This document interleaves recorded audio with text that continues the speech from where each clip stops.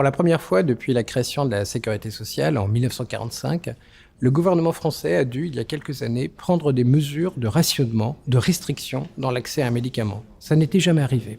Cela s'est passé à la fin de l'année 2014, lorsqu'un nouveau médicament contre le virus de l'hépatite C a été commercialisé en France, ainsi d'ailleurs que dans tous les pays de nos voisins en Europe. Pourquoi cette situation ? Pour une raison simple, tout simplement son prix qui était élevé, excessivement élevé et qui ne permettait pas au budget de la sécurité sociale de payer ce traitement pour les 200 000 malades infectés chroniques à l'époque en France. La même situation s'est déroulée chez nos collègues européens. Ainsi, la France, les pays riches d'Europe découvraient pour la première fois dans leur histoire ce qu'on appelle la barrière financière dans l'accès aux médicaments et l'accès au système de santé.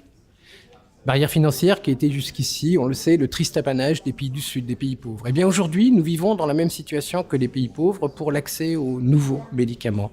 Et nous vivons dans la même situation tout simplement parce que les mêmes causes produisent les mêmes effets. Le prix excessivement élevé est associé à des brevets qui ne sont pas mérités, des brevets qui ne respectent pas les règles de la brevetabilité.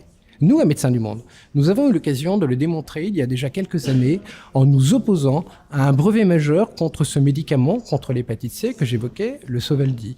Aujourd'hui, avec nos collègues de Médecins du Monde dans d'autres pays d'Europe, avec nos collègues de Médecins sans frontières, avec d'autres ONG nationales dans des pays d'Europe, nous nous opposons à un autre brevet majeur du Sofosbuvir pour démontrer que là encore, les règles du jeu, les règles du brevet ne sont pas respectées et que cela conduit à des prix élevés et que cela conduit à du rationnement pour les malades dans les pays riches.